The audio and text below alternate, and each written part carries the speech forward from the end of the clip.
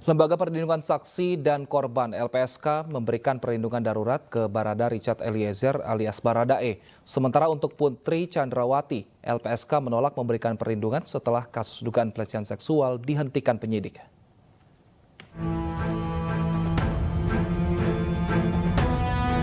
Lembaga Perlindungan Saksi dan Korban (LPSK) memberikan perlindungan darurat kepada tersangka Barada Richard Eliezer atau Baradae. Perlindungan darurat mulai diberikan pertanggal 12 Agustus 2022 agar tersangka Eliezer memiliki hak yang sama seperti terlindung yang lain.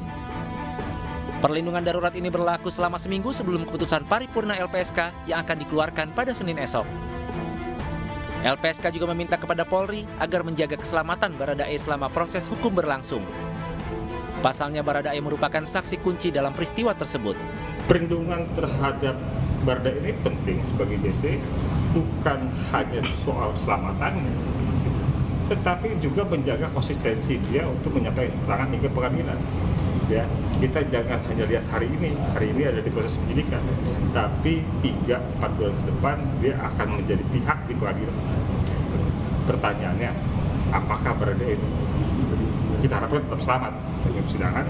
Apakah Baradae tetap mempertahankan keterangannya di BAP hari ini atau tidak? Gitu. Nah, sementara itu salah satu tugas fungsi LPSK adalah membangun komunikasi hubungan dengan terlindungnya supaya dia tetap mempertahankan keterangannya itu. Keputusan berbeda diberikan LPSK kepada Putri Chandrawati, istri tersangka pembunuhan Brigadir Joshua Irjen Verdi Sambo. LPSK menyatakan tidak bisa memberikan perlindungan kepada Putri sejak Polri menghentikan penyidikan atas laporan dugaan pelecehan seksual kepada Putri Chandrawati. Sementara Jaksa Agung telah menyiapkan 30 jaksa penuntut umum untuk menangani kasus dugaan pembunuhan Brigadir Joshua. Kejaksaan Agung akan memberikan sanksi tegas jika para JPU tersebut tidak profesional dalam menangani kematian Brigadir Joshua Huta Barat. Sejak kasus ini bergulir, polisi telah menetapkan 4 orang tersangka, yaitu Irjen Verdi Sambo, Bribka Riki Rizal, Barada Eliezer, dan Kuat Ma'ruf. 3 tersangka, Irjen Verdi Sambo, Bribka RR, dan Kuat Ma'ruf dijerat pasal pembunuhan berencana dengan ancaman hukuman mati. Sementara Baradae terancam hukuman 15 tahun penjara. AKP Rita Yuliana akan memberikan klarifikasi atas isu kedekatannya dengan Irjen Verdi Sambo. Sementara itu, istri Brigjen Hendra Kurniawan berkicau di media sosial soal suaminya yang menjadi korban rekayasa Sambo.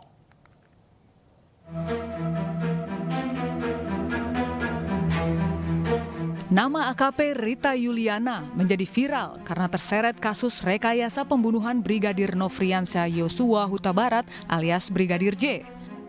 AKP Rita Yuliana diduga punya hubungan khusus dengan mantan Kadif Propam Irjen Pol Verdi Sambo. Namun Rita tak tinggal diam. Ia membantah kabar miring yang kencang berhembus. Saat membalas komentar beberapa pengikutnya di Instagram, Rita mengaku akan segera mengklarifikasi isu ini. AKP Rita kini dimutasi ke Polda Metro Jaya. Ia merupakan lulusan Akpol tahun 2013 dan dikenal sebagai polwan berprestasi. Ia juga pernah diterpa kabar pengunduran diri dari Polri, namun kabar ini hanya isapan jempol belaka.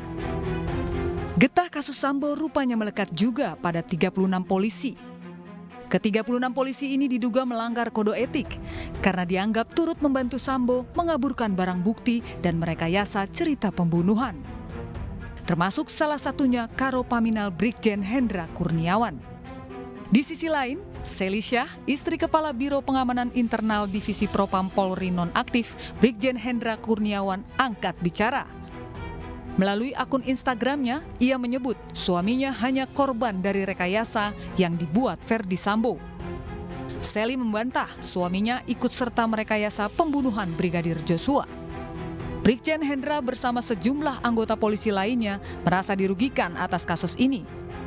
Seli mengaku siap membeberkan skenario Verdi Sambo. Tim Liputan iNews melaporkan. Lembaga Perlindungan Saksi dan Korban atau LPSK pernah menolak amplop pemberian dari staf tersangka Irjen Pol Verdi Sambo. LPSK menilai amplop tersebut ditolak karena tidak berkaitan dengan berkas perlindungan yang diberikan LPSK.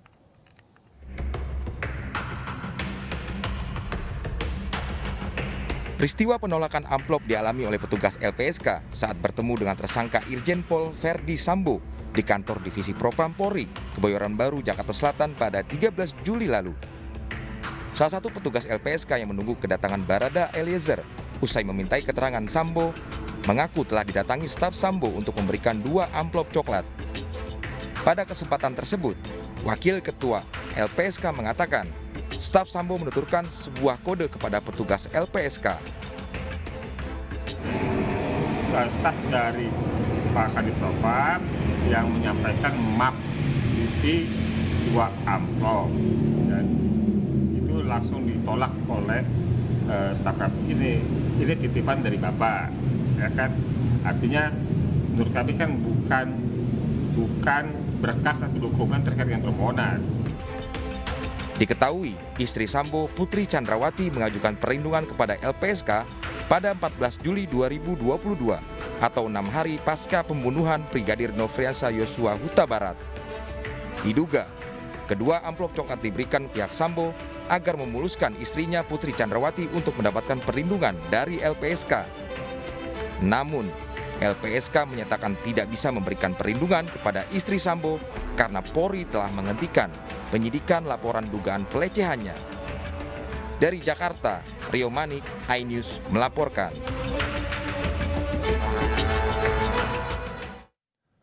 Keluarga Brigadir Nofriansah Yosua Huta Barat atau Brigadir J meminta istri Irjen Verdi Sambo buka suara. Selengkapnya usai jeda.